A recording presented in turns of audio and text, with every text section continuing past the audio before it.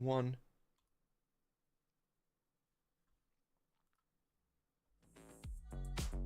You're listening to the most fraudulent F1 podcast with Dan, aka Enginemode 11, I secretly moonlight as Helmut Marko at race weekends. and Blake, aka Break. Echo chambers of farts and idiots on Twitter after races. It's the engine breaking F1 podcast. Oh my goodness, we're back. We're back with another fantastic episode full of fraudulence. And speaking of the rumor mill, we're going to tell you all of the paddock rumors. I talked to people in the paddock and they said things. Whether or not they were interesting, that's another story. So if you're new, welcome to the Engine Breaking Podcast. If you're old, I don't know why you're still coming back, but my name's Some American Dude, and this is Ginger Beardy Guy. What's going on, everybody? How you doing? Chat just called me Old McDonald for some reason. E-I-E-I-O. Yeah, ladies and gentlemen, this is E-I-E-I-O. Nice to meet you. What did we say? I missed last week. We had our boy Spanners filling in on the decks. He was like, "This podcast is chaos. What are you guys doing? What kind of ship are you guys running?" Yeah, he basically came in, criticised the way we do things, and then went back to his podcast. And I was like, okay, cool. Have fun, mate. Nice to have you back, mate. Good. Appreciate you, Spanners, though. But now we're back. We've had Austin. You guys did the Austin wrap-up episode. I caught some random lurgy. I had a little bit of barbecue. I did not go to Terry Black's. Repping the hat, though. And we're back. Mexico happened. It was a bit of a blur. I think it was the altitude that got to me, honestly. You know? It did, but it didn't happen for me because I spent the weekend away. And if you follow me on Twitter, I was teaching my boy how to jump in muddy puddles. How'd you do on that? Yeah, it was good. He pretty much drank half a pint of puddle water. He is thankfully okay. But yeah, I had to catch up on basically everything that happened like on Monday and Tuesday. So my memory's a little hazy, chat. Bear with me. So let's talk about it. What was the thing that caught you out the most about the weekend then? Or should we wait to get to that in a minute?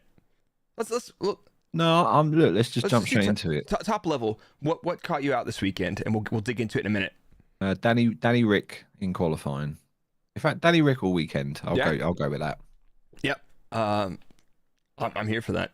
I'm about the same. So, but yeah, I missed my little Austin shout out. So huge thanks to Sammy and Kurt.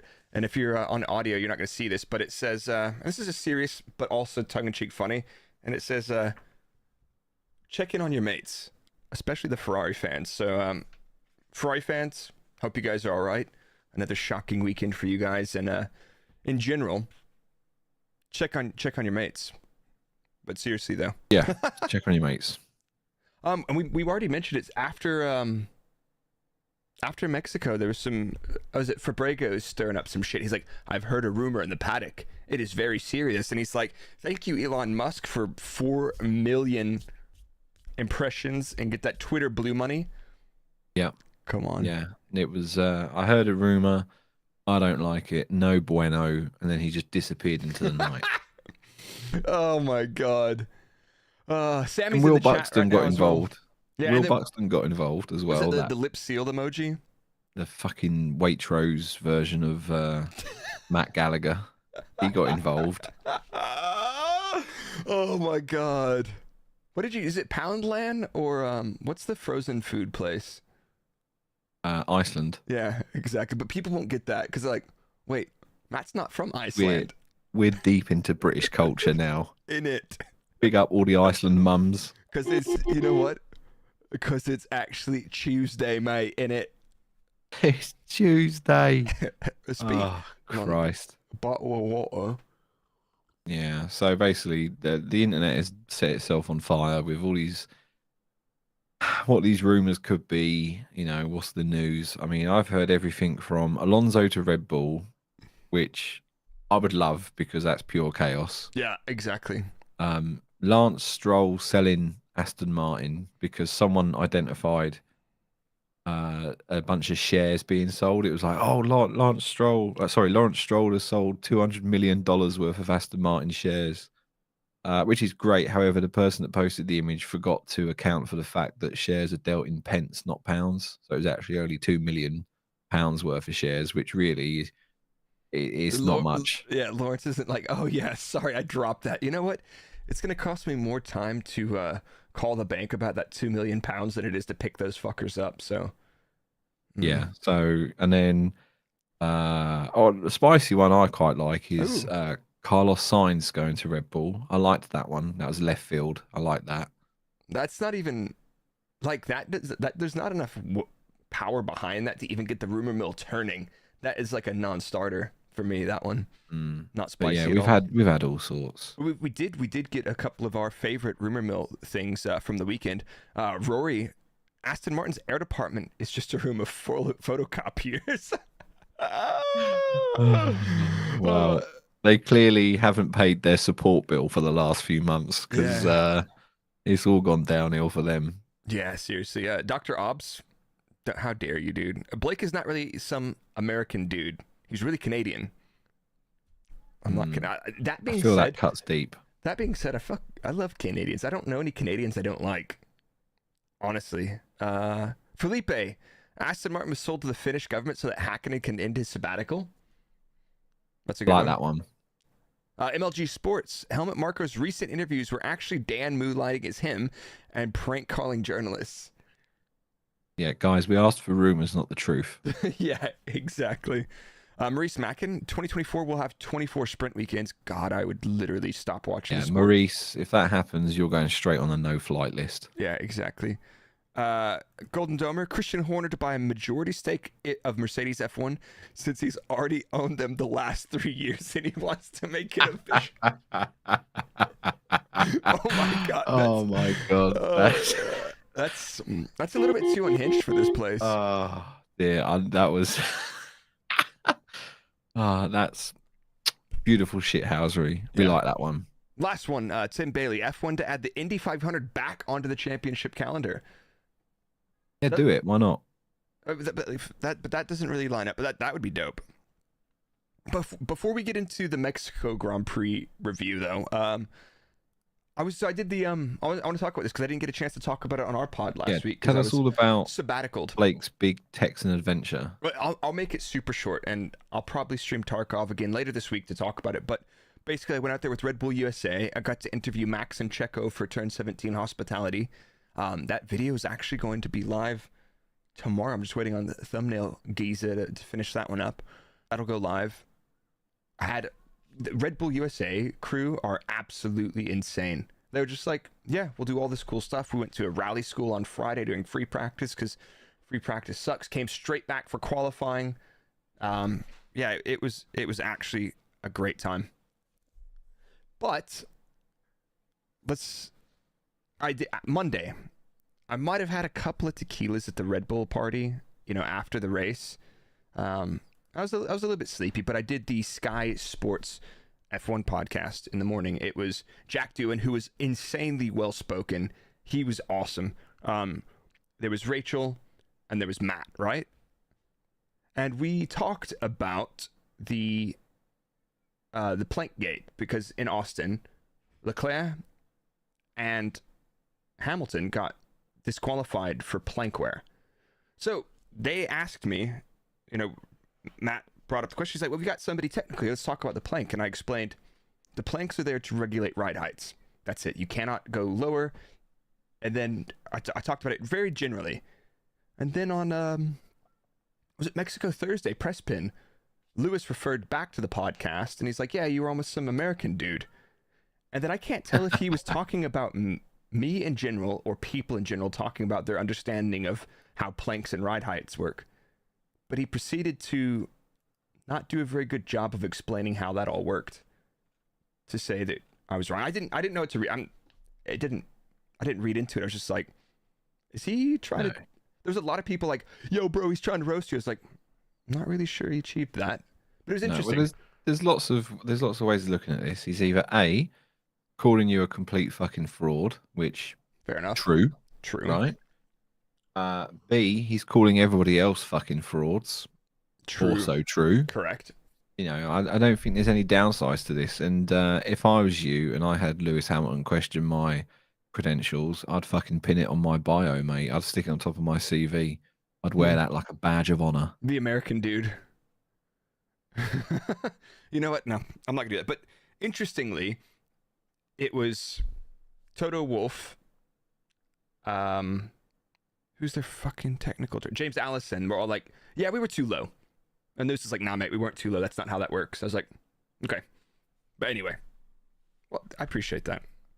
But I do know what I'm talking about when it comes to that thing. As seen on TV, exactly. Why don't we get in? As seen on Sky F1. Yeah, why don't we get into the old Mexico Grand Prix, shall we? Yay. Do you have a soundbite for that? No. No, did you like that though? I tried to improvise sort of my joy for Mexico there. Yay! You know what? No? I don't think it's a classic. I don't think it's a banger. I don't think a whole lot about it. It was only good when it was earlier in the hybrid era, when everyone's cars weren't optimized to run at high altitude, so everybody's turbos kept spinning out and exploding. So you'd get random DNFs.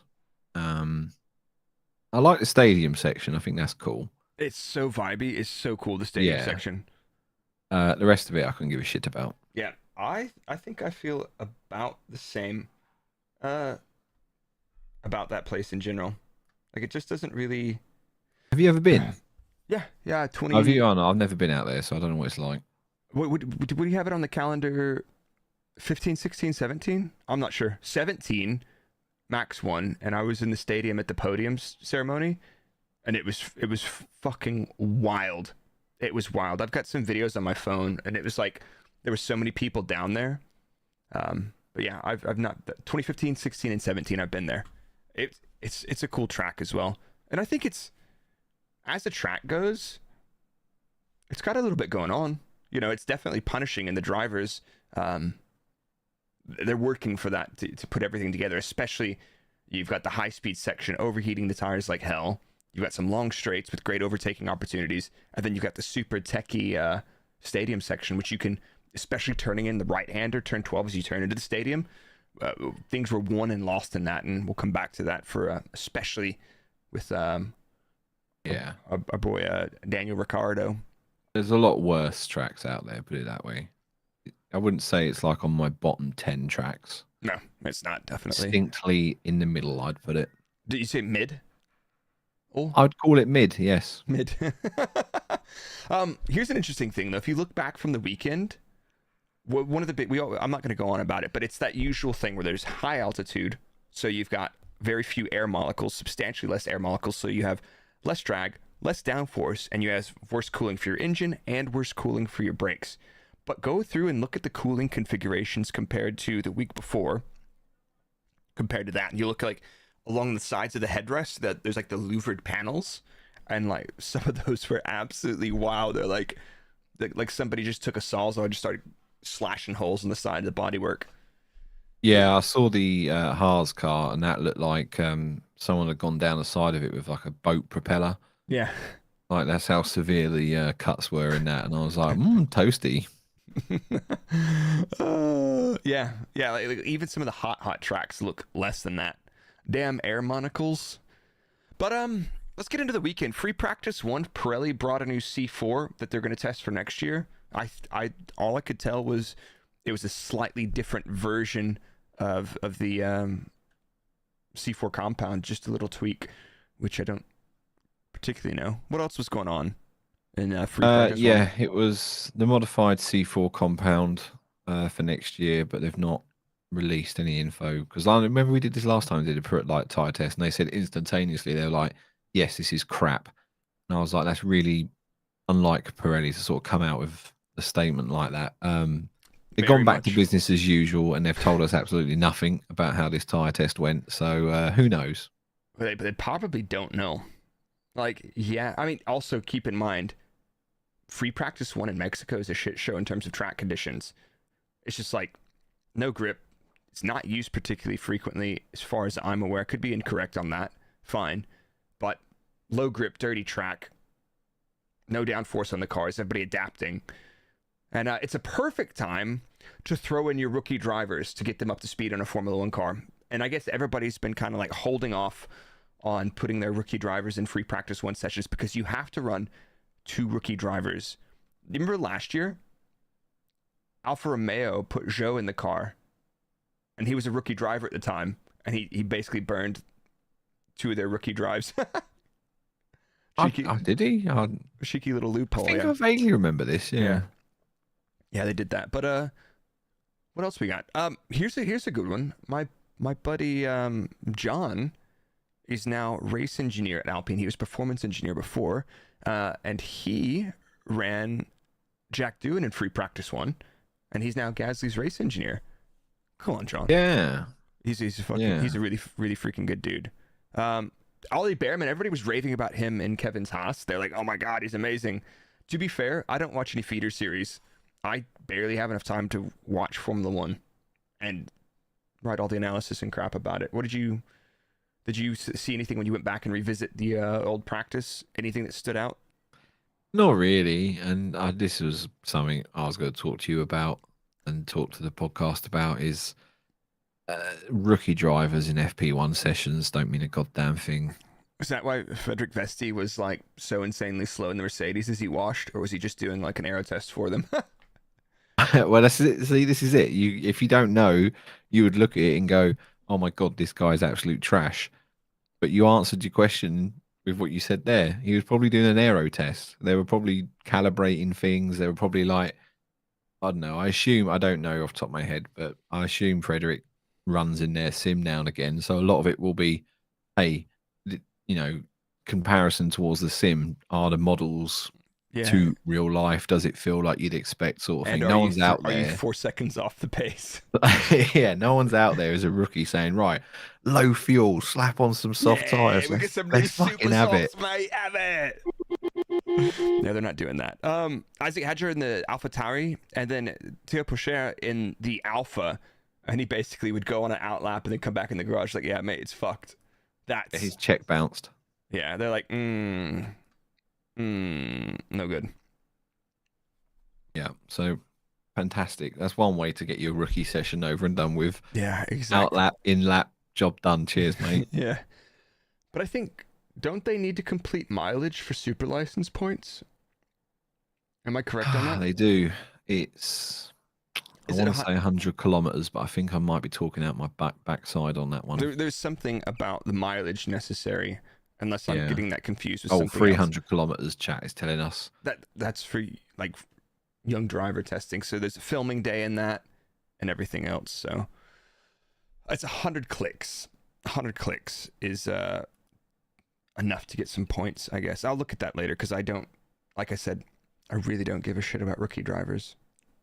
Just kidding. None of us have a clue. We're all fucking frauds here. Exactly. Free practice 2. I don't know. Free practice 2 is pretty basic, straightforward, low fuel runs, race runs. And a lot of people were talking about the race pace data from Friday, and it was completely useless as normal. Yeah, the only thing of remembrance or whatever of that session was Alonso having a lovely little spin, which obviously turned out to be a bit of foreshadowing there. Because he was going to do the exact same thing later? Yeah, maybe he was practicing. Maybe this is like this year's Singapore 2008 or whatever. Oh my God, you can't. All right, you're done. Let's start that rumor. Why not? Yeah. Free practice 3, Albon splits Verstappen in pairs, and we're thinking, oh shit. Ferrari didn't really get any good laps on the board. They had traffic, and they were sitting in 13th and 15th, and it was kind of clear that they were not off the pace, but they weren't exactly on the pace all weekend. Daniel was kind of thereabout all weekend. Yuki, they knew Yuki was taking some penalties for engine components. I didn't really look too much at him, but what was the thing? You put something in here about Kevin's engineer.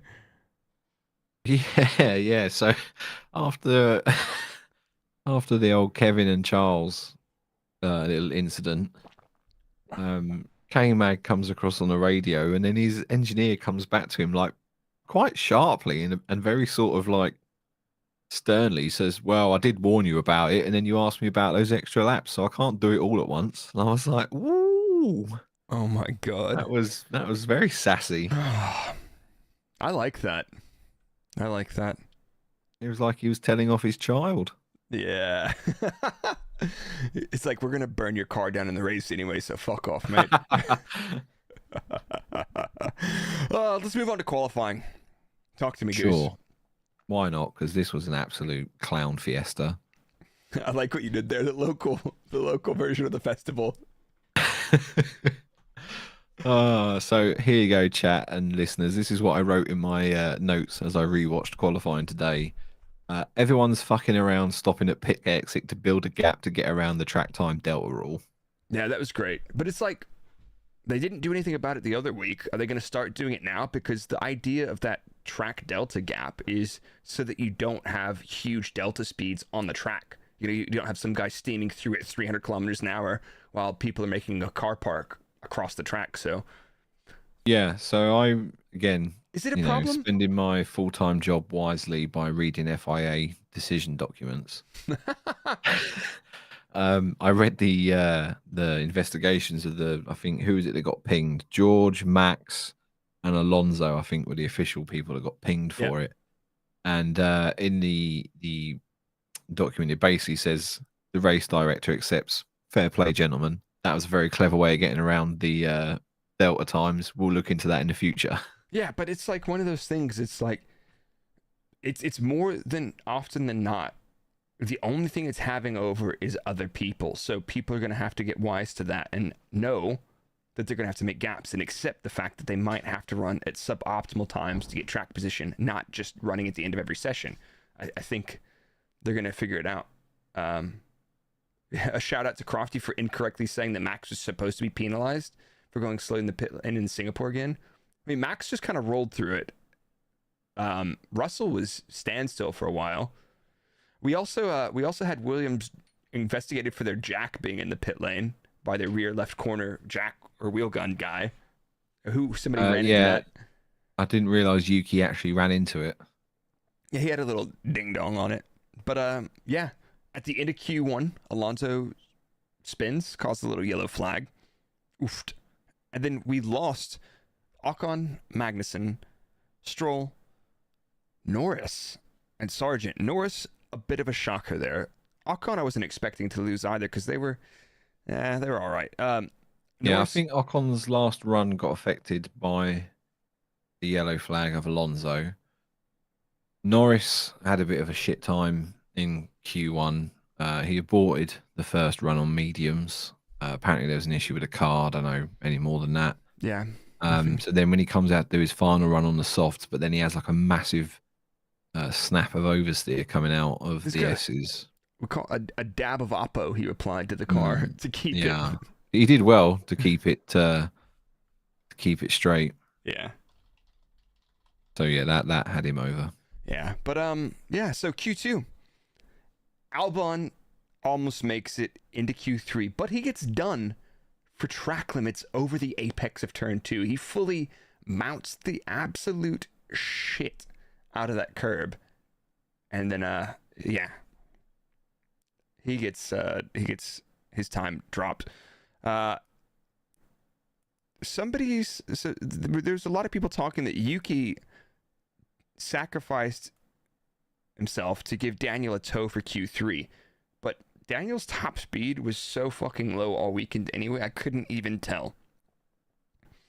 So low. Yeah, it was like the Alpha Tower. There's something about it. I'll come back to that in a second. But yeah, and it was Q2 when the Williams left the jack in the pit lane. They get a little fine. The FIA are going to go buy a nice bottle of tequila and share that with Will Buxton and Albert Fabrega at the Sunday party. And then they're going to tweet random chaos. And the sacrificing of Yuki. Well, we'll get into that in a minute, actually. Yeah. So we lost Gasly, Hülkenberg, Alonso, Albon, and Tsunoda. Yeah, Gasly, Hülkenberg, Alonso. Not surprised. The Astin Martin absolutely in the mud. They're going from bad to worse, and this could have been, the low altitude classic, but their car went from doing lots of downforce to having no downforce and being terrible everywhere. Yeah, and it just didn't look comfortable on any of the curbs or bumps all weekend. No. It's interesting because Lance is doing a terrible job. Alonso's not able to get anything out of it. That car was a weapon at the start of the season, and I'm convinced they got hit with the flexi front wing. Like, looking... The TD that came out. Yeah, I'm convinced. Because it was like a step change in performance and characteristics of their car. So the TD plus, development directions that were based on... Because the idea of it is like, when you're developing a car, you're planning like months ahead, right? And they're like, hey, fuckers, we're taking away your flexi front wing, by the way. And you're like, shit. All the performance we've been putting on the car was depending on those balance characteristics that we had. Yeah, I wonder how hardly they may have been hit by the construction change of tyre at Silverstone as well. You know what, man? I don't feel like that's been a big thing at all. I really don't feel like that's been a big thing at all because nobody really talked about it, A. And if it was one of those things where people were getting fucked about it, they'd mention it. They wouldn't... Yeah, well, we're starting rumours this episode, so that's what we're going with. Yeah, Pirelli fucked Astin Martin strategically because of some stuff that Alonso said about Pirelli. Yeah, Mario's Aston Martin was delivered and it broke down within the first 100 miles. So they decided to change the construction to have them all over. Get wrecked, nerds. Let's go to Q3. How the hell did we go from Ferrari roughly anonymous all weekend to locking out the front row? No, that was on nobody's bingo cards, I'm convinced. Like, fair play to them. Absolutely fair play. But they were absolutely nowhere. Verstappen, P3. Riccardo out-qualifies Perez. So there's 70 thousandths or 700ths of a second between Verstappen, Riccardo, and Perez. And people are like, oh, mate, Perez is done. Like, that's one of his closest qualifying performances to Max in the last couple of races, no? A tenth and a half? Statistically, yeah, I think... I don't know. I'll go with your guidance on that one. You're the numbers guy. I'm just the vibes guy. Well, I mean, he's missed a shitload of Q3s and even further back than that, so... Okay, yeah, fair enough. A tenth and a half off the big man is not too bad. However, Riccardo, P4. This is the big shock for me the weekend because I always assumed that AlphaTauri was an absolute pile of shite. I think it is. How? What? How? What? Why? All right, let's talk about that. The keys to performance for the AlphaTauri, or at least Riccardo's qualifying, super high drag. We were at that track where everybody puts the biggest, dirtiest wings on their car because they need all the downforce because the air monocles thing. He's losing 0.2 of a second with DRS on down to turn 1, a further 1/10 of a second down to turn 4 to everyone else. That's pretty serious there. The AlphaTauri was at the bottom of the speeds. Riccardo was one of the strongest cars in turn 12. He was holding his own in the high speed section, and Riccardo nailed his lap. Like turn 12, both the Red Bulls completely fucked up turn 12. Not fucked it up, but they were not strong there. I asked a couple people in the know about the air molecule stuff and how that interacts with aerodynamic surfaces. And one of the speculations was that potentially AlphaTauri just have so much drag and downforce on their car, but at most places it's very suboptimal to operate the car with that much drag. You're trying to take wing off to be competitive most of the time, but here it's like you can throw whatever at it. And it was the same thing to an extent that Mercedes had last year. They went very well at the low efficiency, high drag circuits because when they did put all their drag on the car, they did have a bit of downforce. Whereas when you started taking it off, then the car was not as well behaved. But I don't know. That's really all I got on the Daniel Ricciardo performance situation. I think it's an interesting concept, and I would like to talk to somebody smart about that because I don't get it. I don't know it at all. Are you trying to insinuate that I'm not smart? No, I'm trying to insinuate that you're not an aerodynamicist. No, not with this beard, mate. Yeah, not much aerodynamic about this face, mate, I tell you. Don't shave again, please. Somebody in the live stream on YouTube, when we do record these episodes live on YouTube, has just reminded us that this is about the 1-year anniversary of your beard shaving. Yeah, it is. Yeah, thanks, George Russell. You rat. I haven't forgiven you. So, breaking down performance, and I've kind of already talked about a couple of these points in qualifying. Red Bull looked like they underperformed big time in turn 12. Alpine, Haas, and Aston Martin's performance this weekend was not favorable, and it's hard to say if that was circuit specific or just them going nowhere. Mercedes and McLaren, more or less the typical offsets to everybody else. Like, I feel like they performed about pace order in qualifying. Ferrari, Red Bull, and Haas had the least drag on their cars. They were super slippery. AlphaTauri and Alpine were at the bottom of the speed traps. AlphaTauri had downforce on their car. Alpine didn't really do the air monocles very well. Yeah, Riccardo, that is AlphaTauri's best qualifying performance in terms of gap to pole this season, which is not surprising. I should expect so. P4. Yeah, in a super competitive bunch. So I think Daniel absolutely manhandled the crap about that car.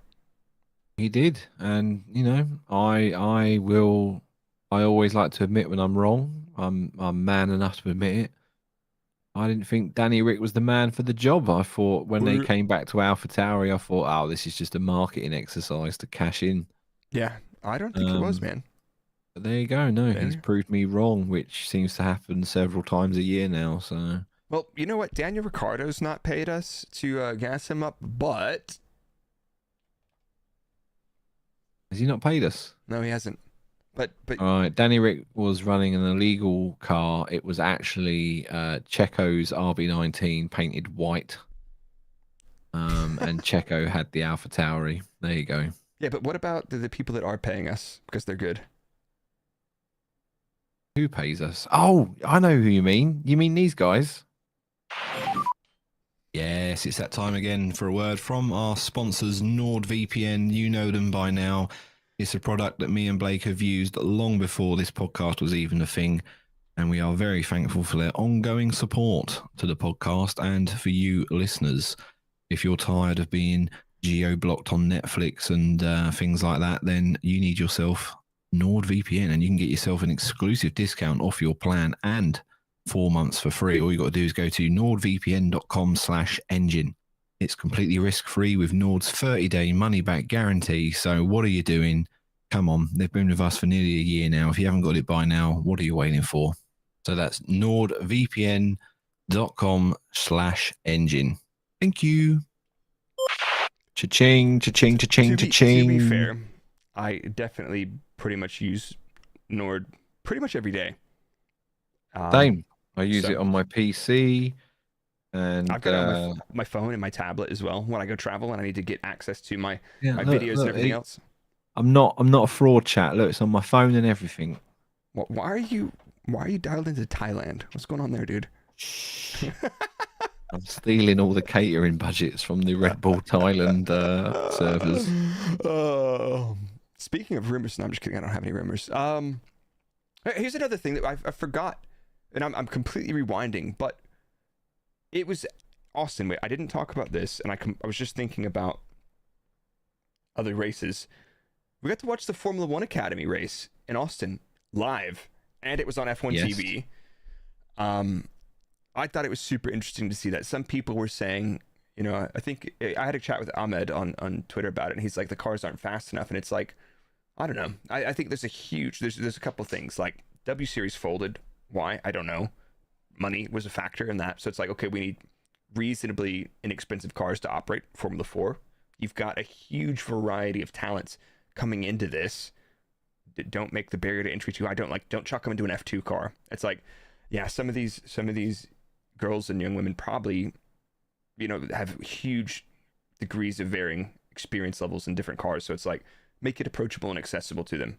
But I think it'll be interesting to see how that series unfolds next year with proper TV coverage and the ability to engage with it and talk about it.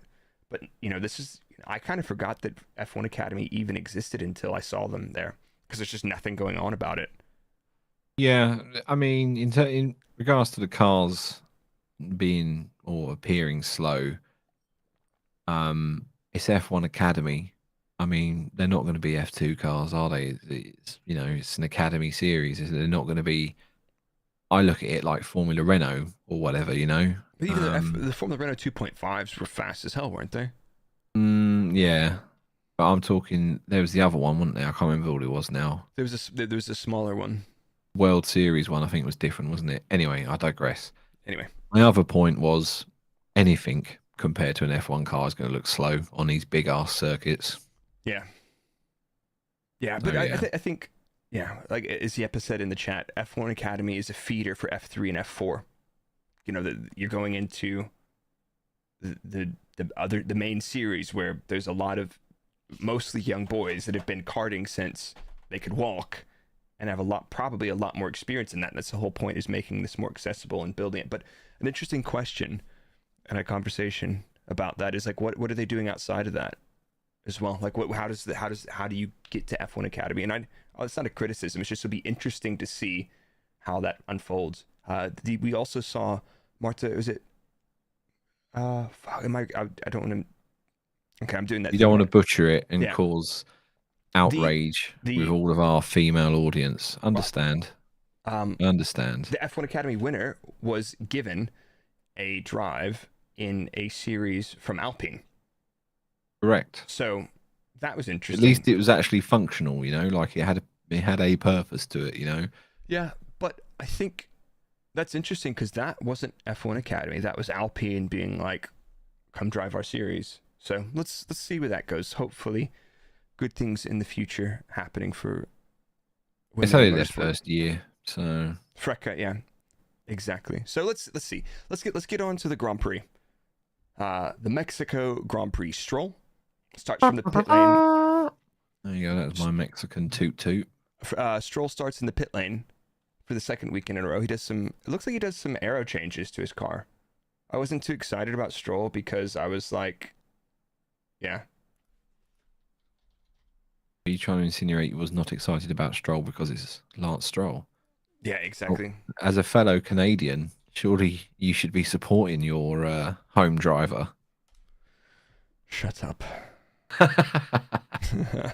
Tsunoda and Sargent start from the back. Sargent had a 10-place grid drop, and he was back in the back. That was pretty dope. Let's get into the lap one of the race. That race start was awesome. Both the Red Bulls had banger starts. They were ahead of the Ferraris going into turn one. There was a Checo outside, Leclerc middle, Verstappen inside. If you're Checo, do you go for that or not? I go for it every day. In an ideal world, I don't turn in as early as he did, and I think he does the same. I don't know. It's so easy for two morons like me and you to sit here in our offices doing a podcast and say, "Oh, you shouldn't have done that." When in reality, if I was driving that car, I wouldn't have even made it to that corner. I'd have just instantaneously done a random 90-degree turn and put it into the pit wall if I was driving that car. My skill level. I'd like to think I wouldn't go for it. It's a race, not a sprint, or whatever. Marathon, not a sprint. You know, I think that the Red Bull is quicker than the Ferrari overall. If you don't get him in the first corner, do it in a few laps time. He'll get him on the second corner. Well, yeah, you know what I mean. So, but you know, Checo himself admitted he was just like, "Mate, I just wanted to go for it, so I just sent it." And I was like, "Okay, fair enough, Checo." You know, and everyone in the team was like, "Yeah, no, fair play." Did you see on the video, Charles Leclerc drives off the track across turn 2 and drives under the track? Yes, he illegally glitched through the grass thanks to the incredible CGI banners that are placed around the track, which has now ruined the illusion for multiple people watching. Yeah, they're like, wait, that bannering's not painted onto the grass? Yeah, and just to go back, the F1 Academy winner was Marta Garcia. The reason I didn't want to say that is that's what I thought it was, but during the F1 in Austin, during the on-track commentary, I can't remember who it was, but one of the commentators called Sergio Perez Sergio Garcia. And they were like, so I had a big brain fart there. Yeah, but it was brain moment. Yeah, I was like, don't get it wrong. But anyway, but it was funny in the fast forward a bit. Lewis was in the room at the end, the TV room, you know, the podcast room. Yeah. And he was like, he sees the replay of Checo and he's like, hey, he did a me in Qatar. The turning in and getting launched into the air. Oofed. Yeah, I don't know, man. Like, I probably would have sent it because I am that sort of moron. I'm like, Maldonado and Grosjean's secret love child on iRacing. So yeah, I probably would have sent it. But man, I don't know. He was trying to do a Max in 2021, wasn't he? Where he mugged off both the Mercedes going on the outside into turn one. Yeah. I think that was 21. Three into room for two just don't go. And a lot of people trying to go side by side in turn two didn't go particularly well. But I think, yeah, at the same time, like he committed to it. It's like, you know what? You're alongside and you're actually ahead. Get up there and bail out and tuck back in. You'll get a little bit of grass on your tires and drive under the graphics and glitch and ruin the illusion for everybody. Yeah. But I think Leclerc was going to manage to stay on the track. He just, after that little wobble, he took himself offline a little bit. But yeah, I think Max hung them both out to dry a little bit as well, which didn't really help. Because if you look, Max definitely had room on the inside, but Max obviously he was like, "No, this is my apex. Good luck, fellas. See you in the retirement area." Yeah, definitely. I'm not giving anybody any space. I'm like, yeah, whatever. Very early on in the race, a lot of drivers were talking about brake and engine management straight away. Cooling, pull out into the gap, pull out of the slipstream, cool your engine. Everybody was on that, especially at the start of the race. The cars weigh 100 kilos more than they do at the end of the race, more than qualifying. You've got so much dirty air, not very many air monocles. Yeah, it's tough very early on. And Ferrari kept talking about, we're going to stick to the optimum one-stop strategy. And the drivers and engineers were talking like, yep, optimum one-stop. Okay. So I think that was quite clear. We saw Verstappen pit first, and they're like, okay, Max pit on like lap 20. It's like, okay, is he going to two-stop them? Because he had pace in hand over everyone. He was... he had probably 5-second gap to the Ferraris after 17, 18 laps. He's like, I'm going to park it. I'll come through them when they're on crap tires. Then I'll have clean air again. But Ferrari were definitely being like, we're going to do our fastest race to the end of the race. And then what happened? That got kind of bamboozled by the red flag. Yeah. Poor old KMAG. Honestly, did you see the replay? So Kevin's going through turn 9. He's turning right. And he starts going left real fast. He gets the NASCAR calling. It ends up straight in the wall. Thankfully, he was okay. But the rear left suspension or track rod failed, and that tire just points in. And he's like, yeet! Super toe in. Not good for stability when it's only on one side. An interview with Steiner suggested there were some heat issues. And when the car stopped, the rear left corner was on fire. I would not be surprised if they had a very serious brake temperature issue on that car. Like, it wouldn't be remotely surprising. I've seen that before where you've had a brake disc get so hot, like danger hot, the drum starts to deteriorate. And if the drum's deteriorated, the suspension can go as well. I have seen that before. Yeah, the adhesives. In the aero shroud and things like that tend to be the first to melt and get a little bit toasty. But yeah, it's perfectly possible that either A, they completely messed up their cooling. We've seen this in Mexico a few times. It's a hard track to get your aero cooling package correct. Or B, it could have just been like a tire marble blocked the vent, blocked his brake duct or something. Or at the same time, it's management. It's the entire, like Mexico, like tracks like Mexico, Baku can be the same, Canada. Like, you are literally spending a lot of time checking the brakes to make sure things are okay and like making sure your driver's on top of lifting coast. So yeah, that was thankfully he was okay, but that was a pretty terrifying crash. 37 laps to go. We've got a red flag. There'll be 36 laps to the end. And the question mark is now. Red flag rules in Formula 1, you can change tires, you can repair your car. So Leclerc got to repair his front wing that was damaged. The question for everybody was, do you fit a medium or hard? Keeping in mind, the longest medium stint that we've seen so far was 31 laps. What was, like, my initial feeling was there's no way, like, what do we have? We had Hamilton, Norris, Russell, Piastri, Albon, Ocon, Hulkenberg, and Sargent all fit mediums to the end. Yeah. And I don't think anybody had any trouble with it, like severe trouble. Let's say no, like super cliff of degradation. No, it depends on the car as well. So Ferrari put hards on both of their cars, and I would probably agree with that, knowing Ferrari's tyre management. Mm. Yeah, but also, I don't know. I mean, if we fast forward to it, like, you know, Leclerc's race engineer was like, "Don't worry, the medium guys are going to drop off in a couple of laps," and that was like, 15 laps into that stint, and there was still there was still loads to go. Drop off now. Yeah, I don't think they wore out at all. So that was super interesting. Verstappen fits a hard, Leclerc and Sainz fit a hard, and Riccardo fits a hard. And that was an interesting thing talking about Riccardo's race, because by that point, at the red flag restart, Riccardo is in P5. He gets done by Russell at the restart. But considering how draggy and slow that car was with DRS, take DRS off of it, that thing has to be a sitting duck in the straight. And he did a very good job to keep his nose clean and make enough advantage in the middle sector of the lap to stay out of trouble for the rest of the race.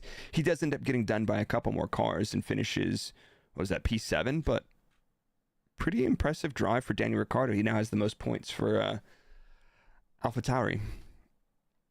Yeah, no mean feat. And with that, I think it brings them up to, was it 7th in the championship now or something? Something like that. I mean, AlphaTauri are now tied with, is it Alfa Romeo? But they're higher up in the championship. Yeah. So they jumped 2 teams, and they went from P10 to P8 in one race because of a good solid result. Couple of million there. Thank you very much. Easy dub. So let's go back to the race.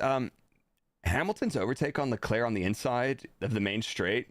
Little couple wheels in the grass, a little bit chef's kiss. That was loved that. Even Max in the podcast room looked at him. He's like, "Oh."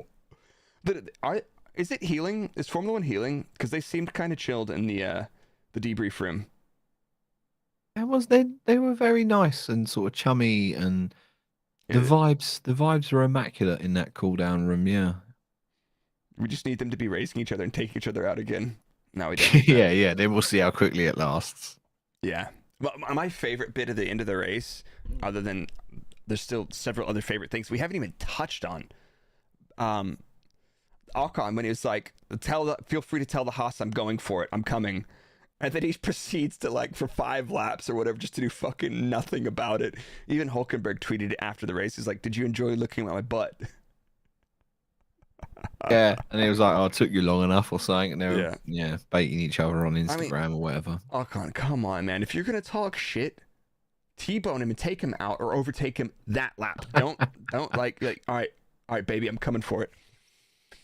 Give me 30 minutes. I'll be right back, love. No, it's not going to work. It's not going to work. Not a smooth operator. Was it 15 laps? Oh, wow. That's special. Aye. What did you think of Tsunoda on Piastri at turn 1? Tsunoda still thinks it's Piastri's fault. Yeah, he was a bit spicy, and apparently he's also said, "Oh, the FIA stewards favour the top teams." I was like, "Woo, very, very cheeky and sassy of you there, Tsunoda." I think Yuki has to take that one on the chin. Yep. Even in the lap before, I think it was the lap before they touched on turn 2, so it was coming. I think Yuki just, I don't know, probably saw saw Danny Rick qualifying P4 and lost his head a little bit and was like, "Oh shit." Yeah, that was not ideal whatsoever. No, and I think he knows it's his fault, because as soon as they made contact and he spun off, he was throwing his fists in the air, banging the steering wheel. Yeah, so I think he knew. Yeah, I think so. He knew. That was on him completely. But it does look like Piastri struggled a little bit after that wheel bang. Like, Piastri just kind of is like, meh, falls back, it drops a couple more positions. But Tsunoda was putting him under pressure since the restart. He was thereabouts. Then after that, either Piastri burned up his tires or he did have a little bit of a knock. But he was not very high performance after that. Ricciardo's drive, man, back to it. He just stays anonymous. Keeps his nose clean, keeps his head down, doesn't make any mistakes, doesn't lose any big track time. He gets overtaken by Norris, And then Riccardo almost overtakes Russell at the end of the race. Russell falls back quite a bit. Russell was Russell on TV at all? Yeah, he was. I think it was his first pit stop, and he starts having like a 2-hour monologue to his race engineer talking about strategy and why have we done this and why didn't we do this? And it's like, George, God love you, just get on with it. Just drive. If he's one of those driver engineers, that's literally the worst thing ever. Like, you have a driver that's like trying to engineer the car from the car. It's literally the worst fucking thing ever. I don't think that's Russell, but like, he does like to be like, we should do something different. No, that's his go-to, is do something different. He pitted behind Albon into traffic, and they're like, yeah, well, we were trying to cover someone else and not get you overtaken. That was another interesting thing. Going back to the first stint, though, the Ferraris let Hamilton undercut them because and people were questioning it, and I was questioning it at the time. I was like, why would you do that? But I think the key was Ferrari's saying they were on the optimum one-stop strategy. You know, that means they're going to stretch it out. They're going to lose a place. But if you look, they would have had to overtake Hamilton or spend some time behind him. But that was interesting. But like, the same was true with Russell. Russell had to cover Piastri, I believe it was, just looking at this. So I was forecast to win. Dude, honestly, Russell, you weren't winning that race, mate. No disrespect, but you were not winning that race. No, and I loved Norris's engineer needling him over the radio when Norris was chasing Russell. He was like, "Oh, we all know what Russell is like. He's all or nothing. So just wait." Yeah, I was like, "Whoa!" He read it. We had some good radio this weekend. Yeah, it was pretty good. All or nothing. What else we got? Norris had an amazing drive. What was his grid? 14th to P5. Driver of the day, easy. That wasn't an actual quote. That was a quote recently. If that wasn't a quote from definitely Russell has said that recently though. I was forecast to win. You weren't forecast to win in Mexico, but yeah. P17 to P5. I didn't write down their starting positions, but honestly, everything about Lando's race was fucking wild. Watching him cut through at the race, at the red flag restart, he gets. I do have to take a step back because he gets absolutely. I don't remember the context, but he starts the red flag at P8, and he ends up back at P14. 3 laps later, but he just charges through every single piece of trash car on the field and some cars that he was not that much faster than. I've got him on this trace at P8 or maybe it's P10. It could be wrong, but yeah, he massively had a huge fumble. And he lost places pitting before the red flag. I got you. That makes more sense now. But yeah. I think there could have been more for Norris, and if I had to guess what the pace ranking of teams was, Red Bull, Mercedes, and McLaren very close, hard to tell the difference. Norris was fucking rapid though. And then Ferrari went from heroes to anonymous again, honestly. This is now the 10th Max Verstappen victory from a Charles Leclerc pole. Speaking of Wikipedia stats. Yep, did you like that one? Yeah, that's good. Verstappen, is it 16 wins in a season? A new record? The RB19 has 18 of 19 wins in a season, which at this point, I do believe it's the percentage-wise most winning chassis in F1. I would certainly imagine it is, yeah. Because I think the previous best was something like 15 of 16 or something like that, or a smaller number. So maybe this could be a more expanded chat for the off season, but I think so. Can we call the RB19 the best F1 car ever made? No, I don't know. But I think you can't have the best F1 car ever made without some of the people making some of the worst F1 cars ever made. Hmm. 14 out of 15 Schumacher 2004. The Ferrari. Yeah, because we got so many races. They're ruining the stats. But I think Ferrari did a good race. It wasn't a bad race. Their car just didn't have race pace, which, you know, looking at free practice 3, some people are like, oh, they look really good in high fuel. It's like, it's free practice. It's like 5 laps. Don't worry about it. Don't pay Oh, attention. someone in the chat. Sorry, someone in the chat has come up with another prime Wikipedia stat. Ooh. The RB19 has the most wins from different starting positions in a season with 7. Oofed. So that's a good stat. I like that one. Stats. Virtual stat man, get ready. They're coming for your job. Yeah. Yeah. Yeah. So there you go. Yeah. Let's Mexico. Mexico. How much did you get paid for that? I've now secretly joined the Team Redline Red Bull Esports lineup. No, it's not esports, it's sim racing. They changed it today. Sim racing, sorry. the Yeah, I'm admin- now their admin- chief. Admin roasted me today. I'm their chief farming simulator 2022 guy. Speaking of fraudulent activities, why don't we do this little thing?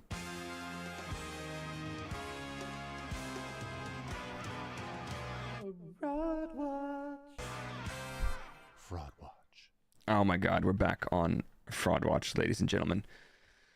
Well, who are you nominating this week for FraudWatch? And if you're new to the podcast, FraudWatch is where we put somebody on blast because they're shit. Yeah, it can be anything, a person, a thing, anything to do with the F1 weekend. Your in-laws, whatever. Yeah, sure, why not? But mine are probably similar to my in-laws, and that's the fans that decided to start having a punch up in the stands. Did you see the dude in the red shirt? Like, what style is that? That's get your ass beat style. I don't know, man. Why the fuck are you fighting over race cars, man? Well, this is coming from somebody who you guys can't have beer in the football stadiums because you guys get into punch-ups. Yeah, maybe it's a British hooliganism culture thing where I'm so sort of used to it.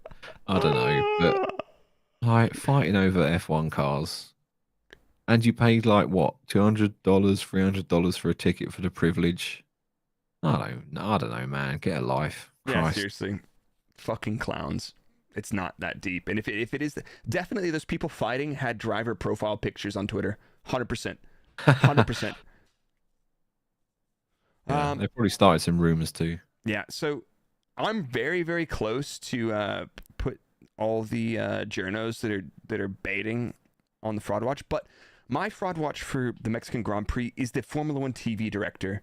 Holy fuck. That was the most painful race to watch because you fucking missed everything. It was garbage this I was weekend. on multi-viewer, like managing my own, like, all right, let me go check this car. Like on the Tsunoda and Piastri incident, they showed Tsunoda's point of view, which showed absolutely fucking nothing. The final lap, there's Toto like this when Riccardo is chasing down Russell. The TV director, literally, I have no words because apparently it was that bad in Austin as well. I was at the track. I wasn't really watching the TV that much, but like I don't understand how you can have such an amazing, brilliant, high-dollar product and you have people doing that bad of a job. It's not that hard, and if they need help, like, let me help them write some scripts to help highlight the battles on the track. And it's like, hey, you should probably be looking here because this gap is closed by half a second a lap for the last 3 laps. Go look at Riccardo, you freaking goober. Anyway, Mexico is terrible. I'm sure this podcast is our glittering CV of production value, mate. I'm sure we'll go far. Those ad reads transitions are really slick. Right, let's move on to the next one. Oh, who's a good boy? I am. I'm a good boy. So, Enginemode GoodBoy is an award that you get for gaslighting people. Wait, no. It's for virtue signaling, I think is what it is. No, but what we use Enginemode GoodBoy is to celebrate somebody who's done a bang-up, something, or your in-laws that have done a bang-up job at the weekend. What do you got for Enginemode GoodBoy award?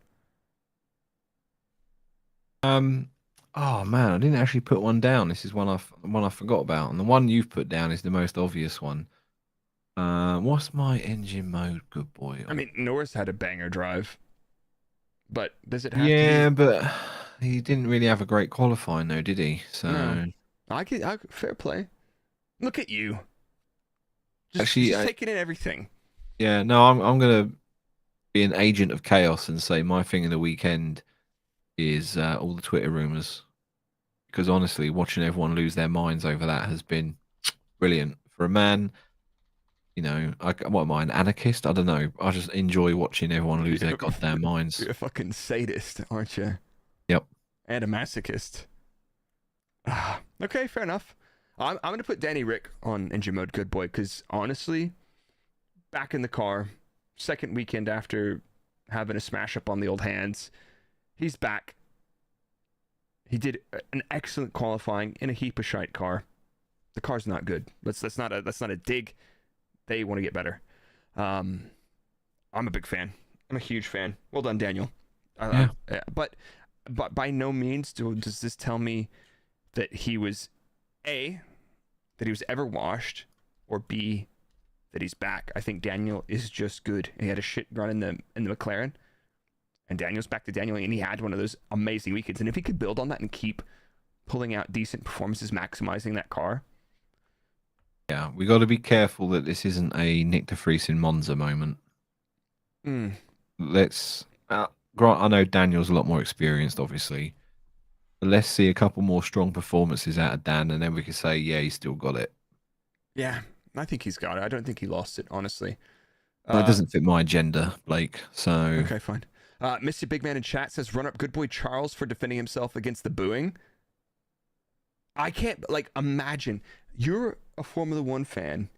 You watched that race in person, and you boo Charles Leclerc for getting turned in on by the home man. Unbelievable. Shameful. You know what? What's that meme? I can't remember what it was from a show or something. It's like, why are you booing? I've seen what makes you cheer. Or whatever. Just think of that. Yeah. But anywho, we've got the Brazilian Grand Prix next, and guess what's the best thing about Brazil? Sprint races. God, fucking hate sprint races. Right. I do, but controversial, ladies and gentlemen. Everyone. I hope you're sitting down for this. We all know I love to rant about sprint races. I actually think sprint races at Brazil work. Well, they have worked. Well, yeah. Okay, so I'm confident in this one being quite good. Okay, fair enough. I'm really unfussed about Brazil sprint race weekend, and because I've been spending so much time on Formula One, taking over the last forever of my fucking life, I'm going to take Friday off, and I'm not going to watch qualifying on stream. I am going to a beer tasting with my girlfriend, and that's my fraudulent. I'm putting myself on FraudWatch next week for skipping qualifying. But you know what? I can come back and I can watch the highlights. I can publish my data analysis report on Brrrrake.com in the morning, and we'll be good to go. Yeah, but it's basically what Blake is saying. Nobody listen to the podcast next week, ladies and gentlemen, because I'll be responsible for doing the notes, and God knows what's going to happen with that. We'll you know what? We'll get it done. Teamwork makes the dream work. Do we need to draw teams for random fan? We haven't done random fandom. No, we've not done this in ages, mate. Right, because we've just been struggling to. Life has been happening. We've been struggling to get the everything done correctly and in time. Life has happened, and podcast just kind of takes a back seat because everything else is a little bit more important. But you guys are most importantest, and I think we've got a good run. Hopefully, coming up to the end of the season. Don't give them hope. Fair enough. Right. Who are you picking? Whoa. Oh, wait. Sorry. Stop. Production value. Right. Listen, we had a really good segue into the ad read. You've now absolutely butchered this one, right? So shut up for 30 seconds while I do this.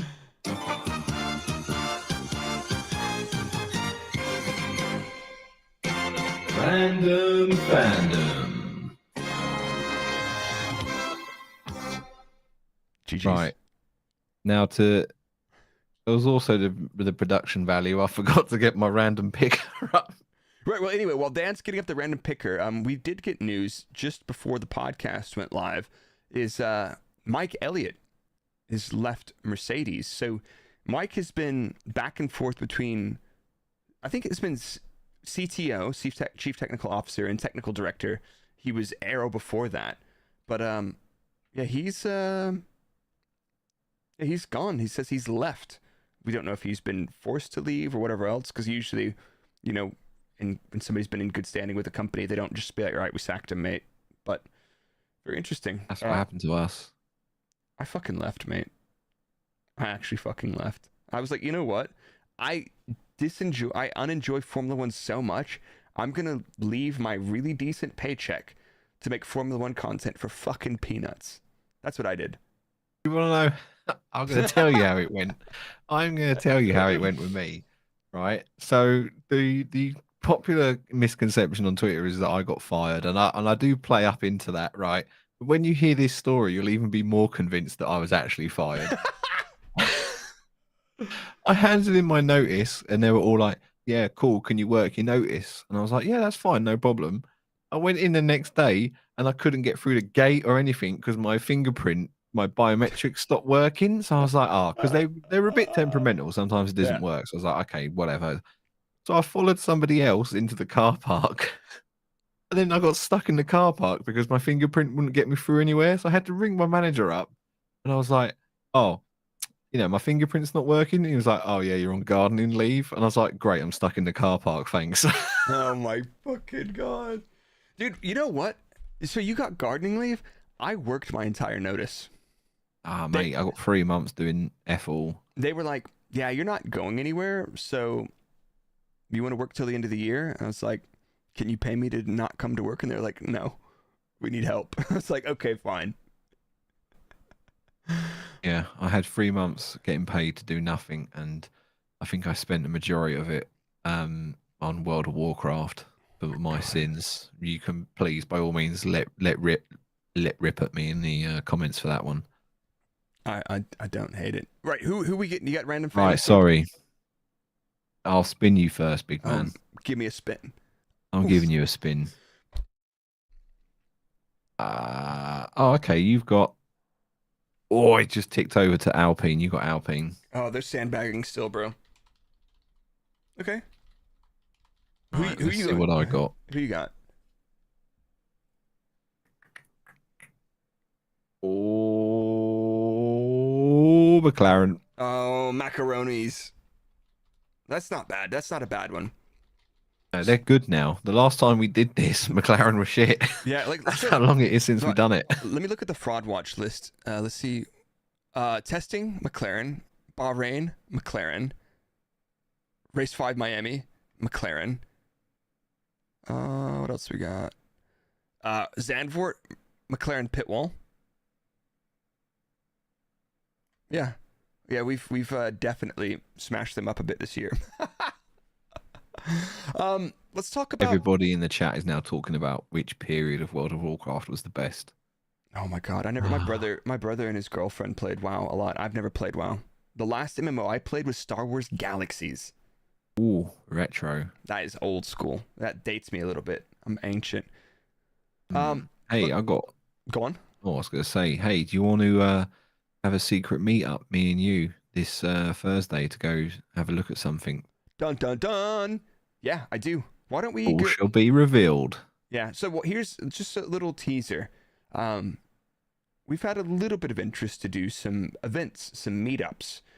Both Dan and I are relatively antisocial beings. We like keeping to ourselves, but we go live basically every week. I know we've missed a couple in the last few weeks, but we go live pretty much every week. And we have a freaking great time hanging out with you guys. So we're like, cool. If we could get a little meetup, get a beer or two in, do a live recording maybe somewhere and hang out with you guys, that'd be awesome. So we're working on that. It will be in the UK. But the plan for next year is to see if anybody would like to collaborate, work together, bring us out to a race, let us do some shenaniganry and have a blast. So we'll see. Yeah. See if we can sell ourselves out. Exactly. But yeah, then after that, what are we thinking? We'll see. We've got one planned. We're working on planning one. We'll see how Yeah, that we're goes. working on something. Obviously, it won't be this year, so and we'll figure it out. We'll let you know more. Merchandise is coming. I know a lot of people say, "Oh, you should do shirts or something like that." I am working on that in the background. Yeah, big W's. But we're waiting on samples because I'm not selling something that's crap. Absolutely, 100%. As much as we are fraudulent, if it's a shirt and it looks absolute crap, I'm not selling it. No, exactly. Like I had some stuff from Teespring done for Break F1 and my streaming stuff, and like 10 washes later, the prints were coming off, and I'm like, no fucking way. I'm like, I don't want to make margins on it. I want to just community stuff, right? So I don't want you guys spending money on stuff and then it being shit. That's not good. I'm not gonna ask anybody to spend money on garbage. So we'll make sure that we get good stuff and good prints, good quality, and stuff that you guys want. So yeah, sound good? It's just basically a big picture of me on the back, and then you can just wear that around the house, and your wife and partners and things can just look at it, Yeah. be like, "Wow, look at that guy and his incredible beard." Yeah. Speaking of, quickly, while we're wrapping this up, toilet reviews. Austin, Circuit of the Americas. I only used the Red Bull Ooh. hospitality toilets. They were spectacular. It was like one of those mobile toilet units, but they were super clean. They were super good. But I don't know if I put it in the notes. I definitely had a message from somebody on Twitter or Instagram talking about, I can't remember, but basically we've had our first guest submission of toilet reviews. I need to go dig that out, but it was basically, there was a unisex toilet somewhere, and Matey Boy goes for a pit stop, and like he comes out and there's just like a bunch of women in the same place, and he's like, I was using the standing facility and there's ladies in here. Panicking whether you should be in the right place or not. Yeah, exactly. Brilliant. So wow, dig that out. Very funny. Austin, yeah. Anyway. Cool. Let's yeah. I was gonna say, you're live streaming. Oh no, you're not. You said you were going away doing.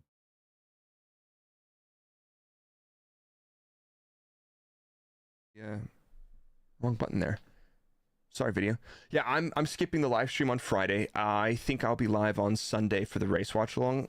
Maybe the sprint, but honestly, the sprints can get in the bin. But this could be exciting. So who knows?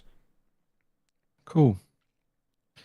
Shall we do a Brazil podcast next week? Absolutely. Yeah, I think Monday or Tuesday, as usual. We'll plan, and we shall let you know on the Twitters. And finally, one last thing.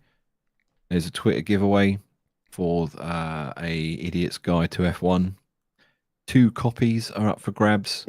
I tweeted out a joke saying 90% of Twitter could use this book. And they could. A lot of people actually genuinely turned around and said, "Oh, I would actually quite like this book." So I was like, right, fine, let's just do a giveaway of 2 of them. Engine Braking Podcast Twitter account. Find it, follow, retweet. November 5th, 2 winners. Done. I'm going to do my best to support my local butcher this weekend as well. You guys check in on your friends. If anybody seems like they need a word, just say, hey, how you doing? How you going? Yeah. Men, check your private parts. Yep. Ladies, check your upstairs private parts. And look after yourselves. Much love. Now get out of here. Back off.